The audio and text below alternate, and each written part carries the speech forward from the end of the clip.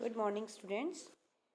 Mechanics की class में हम इलास्टिसिटी के बारे में पढ़ रहे थे और इसी में हमने डिफरेंट मॉड्यूलस ऑफ इलास्टिसिटीज़ के बीच में रिलेशंस स्टार्ट किया था, जिनमें आज सेकंड रिलेशन हम देखेंगे वाई, नीटा और सिग्मा में रिलेशन।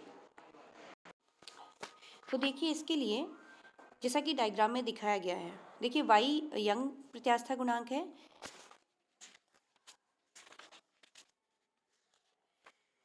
नीटा जो है अपरूपण गुणांक है और सिग्मा पॉइसन रेशियो है। तो देखिए, इनमें रिलेशन निकालने के लिए हमने डायग्राम के अकॉर्डिंग एक फलक दिखाया गया है। इसमें ABCD एक घन का फलक लिया है और चूंकि अपरूपण गुणांक के लिए हमें इसमें संबंध में हमें अपरूपण गुणांक को भी इंक्लूड करना है, तो इसके लिए हम क्या करेंगे, फलक के ऊपर हम एक स्पर्शरेखीय बल लगा रहे हैं, जिससे कि यह फलक अपनी स्थिति से जो AD रेखा और BC रेखा है, ये अपनी स्थिति से थीटा एंगल पर डिस्प्लेस्ड हो जाती हैं। A point A prime point पर पहुंच जाता है और B point B prime point पर पहुंच जाता है। इस बल के लगाने से घन में विकृति उत्पन्न हो रही है, जो कि अपरूपण विकृति कहलाती है। तथा अब जो हमें फलक मिलेगा नया, वो मिलेगा A prime B prime C D। देखिए, जब स्पर्शरेखीय बल लगता है तो नीचे का जो फेस है, नीचे वाला फलक, वो अपनी कांस्टेंट स्थिति में रहेगा, स्थिर अवस्था में रहेगा। लेकिन जिस फलक के ऊपर हम स्पर्शरेखीय बल लगा रहे हैं, वह अपनी जो उसकी आकृति है वो चेंज हो जाएगी। तो ये जो अपरूपण कोण है, इसमें थीटा है, तो अपरूपण विकृति हम थीटा इक्वल्स टू देंगे, अगर ए प्राइम जो डिस्प्लेसमेंट हुआ है वो डेल्टा एल है, तो अपरूपण विकृति थीटा इक्वलेंट होगी डेल्टा एल अपॉन एल के, जबकि विस्थापन A prime B prime equals to delta L है। अब देखिए अपरूपण प्रतिबल। अपरूपण प्रतिबल होता है अप्लाइड किया गया बल अपॉन फलक का क्षेत्रफल। तो अप्लाइंग फोर्स अगर हम F मान रहे हैं, कैपिटल F, और L लंबाई घन की एक साइड की हम मान रहे हैं, तो इसका क्षेत्रफल होगा L स्क्वायर। अब चूंकि सिंस अपरूपण गुणांक जो नीटा होता है, नीटा इक्विवेलेंट होता है प्रतिबल बटा विकृति। तो प्रतिबल हम S से डिनोट कर रहे हैं और विकृति हमारी थीटा है। तो अपरूपण गुणांक नीटा इक्विवेलेंट हो गया S अपॉन थीटा। अब देखिए, चूंकि AB के अनुदिश उत्पन्न अपरूपण प्रतिबल S विकर्ण DB के अनुदिश विस्तार प्रतिबल S व विकर्ण AC के अनुदिश संकुचन प्रतिबल S, जो कि एक दूसरे के लंबवत होते हैं, कि तुल्य होता है। देखिए यहाँ डायग्राम से, जो विकर्ण AC है, हम बल लगा रहे हैं AB दिशा में, AB डायरेक्शन में बल लगा रहे हैं, जिससे जो विकर्ण AC है उस विकर्ण में तो संकुचन उत्पन्न होगा, तथा विकर्ण BD में या DB में विस्तार उत्पन्न होगा। मतलब वो विकर्ण बढ़ जाएगा, उस विकर्ण की लंबाई, और AC विकर्ण की लंबाई कम होकर A प्राइम C रह जाएगी। तो यह जो AB के अनुदिश अपरूपण प्रतिबल S है, इसको हम ओवरऑल कैसे डिफाइन करेंगे कि विकर्ण DB के अनुदिश विस्तार प्रतिबल, विकर्ण DB के अनुदिश तो टेंसाइल स्ट्रेस वर्क कर रहा है, विस्तार प्रतिबल वर्क कर रहा है, और विकर्ण AC के अनुदिश संकुचन प्रतिबल वर्क कर रहा है, और दोनों ही एक दूसरे के लंबवत होते हैं। यदि अल्फा और बीटा हम अनुदैर्ध्य और अनुप्रस्थ विकृतियों के मान मानते हैं एकांक प्रतिबल के लिए, इकाई प्रतिबल के लिए अनुदैर्ध्य और अनुप्रस्थ विकृतियों के मान हमने अल्फा और बीटा लिए हैं, तो विस्तार प्रतिबल S के कारण विकर्ण DB में विस्तार कितना होगा। तो देखिए, चूंकि विकृति जो है अल्फा हमने क्या मानी है, एक तरीके से विकृति है हमारी, अनुदैर्ध्य विकृति है प्रति एकांक प्रतिबल। तो हम इसे क्या लिखेंगे, अल्फा जो होगी अनुदैर्ध्य विकृति है, लंबाई की दिशा में लगने वाला जो प्रतिबल है, उसकी वजह से उत्पन्न विकृति अनुदैर्ध्य विकृति कहलाती है। तो अल्फा को हम डिफाइन करेंगे विस्तार बटा प्रतिबल इंटू DB, क्योंकि S क्या है, S है टोटल प्रतिबल, और क्योंकि अल्फा जो है वो एकांक प्रतिबल के लिए है, तो S को मल्टीप्लाई कर देंगे हम DB से, तो अल्फा इक्वल्स टू होगी विस्तार अपॉन S इंटू DB। तो देखिए, इसको हम लिखेंगे कि विस्तार प्रतिबल S के कारण विकर्ण dB में विस्तार कितना हो जाएगा, विस्तार इक्वल्स टू होगा alpha into S into dB। क्योंकि विकृति जो होती है, विकृति होती है कितना चेंज हुआ है लंबाई में और बटा टोटल लंबाई। तो देखिए, चूंकि प्रति एकांक प्रतिबल के लिए विकृति कितनी है, अल्फा है, और टोटल लंबाई कितनी है, प्रतिबल इंटू dB। तो अल्फा जो होगी विस्तार बटा dB होगी, क्योंकि लंबाई में चेंज उसे हमने विस्तार से डिनोट किया है, और टोटल लंबाई नीचे जो पहले पूर्व अवस्था में लंबाई थी वो थी dB। और चूंकि प्रति एकांक प्रतिबल के लिए है तो हम इसे S से भी डिवाइड करेंगे। तो जो विस्तार हमारे पास आएगा वो आएगा alpha into S into dB। इसी तरह से विकर्ण dB में उसके लंबवत AC के अनुदिश संकुचन प्रतिबल के कारण भी विस्तार होगा। क्योंकि संकुचन AC के अनुदिश संकुचन उत्पन्न हो रहा है, इस संकुचन के कारण dB में जो विस्तार लिखेंगे वो लिखेंगे dB into S into beta. क्योंकि जो बीटा है, अनुप्रस्थ विकृति है, वो dB के लंबवत दिशा में अप्लाई हो रहा है, तो इसलिए हम इसे लिखेंगे dB S into beta.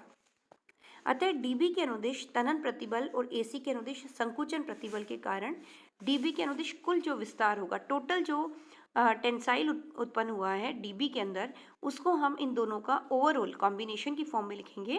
That will B dB into S into alpha plus beta. और जो dB है उसे अगर हम L की टर्म्स में लिखेंगे तो लिखेंगे L into √2 S into alpha plus beta.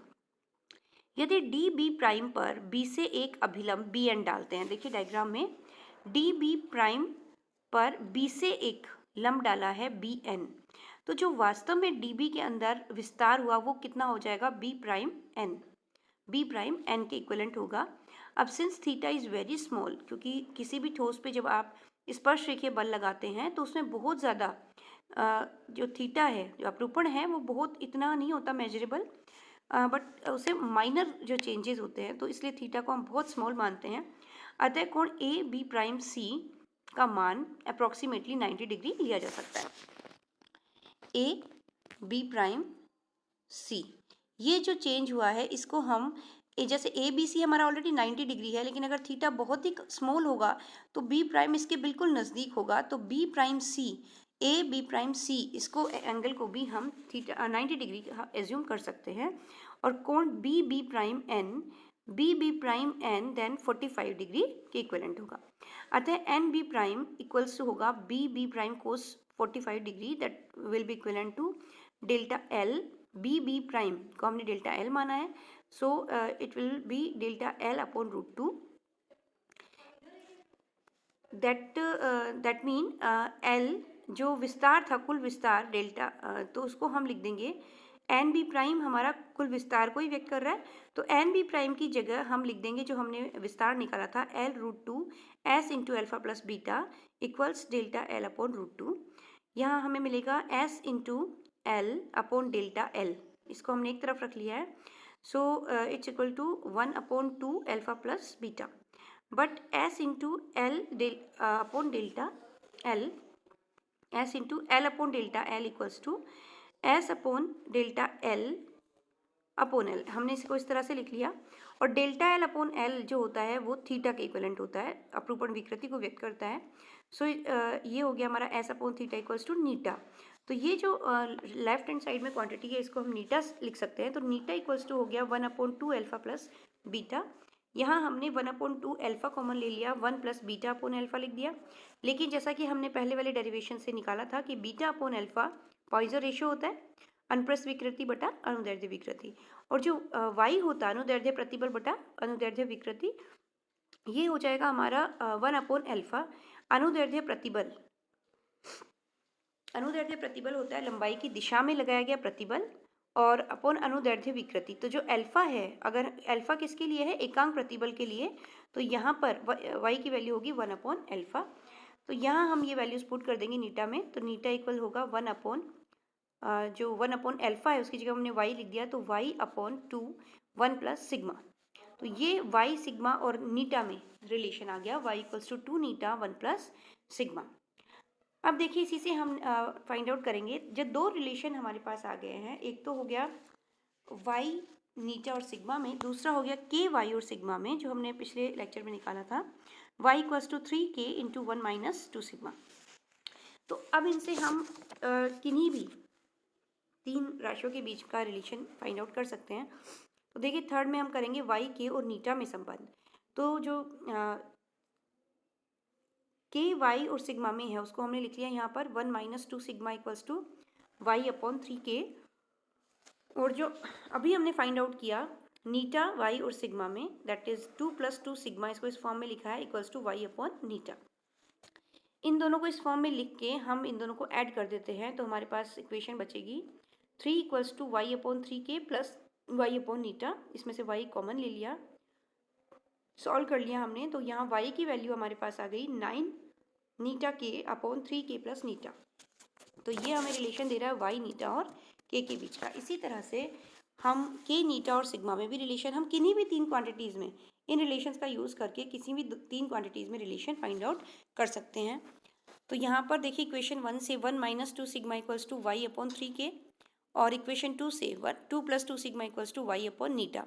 तो किसी भी एक क्वांटिटी को हमें उसको उसका लोप करना है, उसको विलोपित करना है, और बाकी की तीन क्वांटिटीज़ में रिलेशन आ जाएगा, क्योंकि यहाँ पे टोटल दोनों इक्वेशंस में चार क्वांटिटीज़ शो हो रही हैं, सिग्मा, वाई, के एंड नीटा।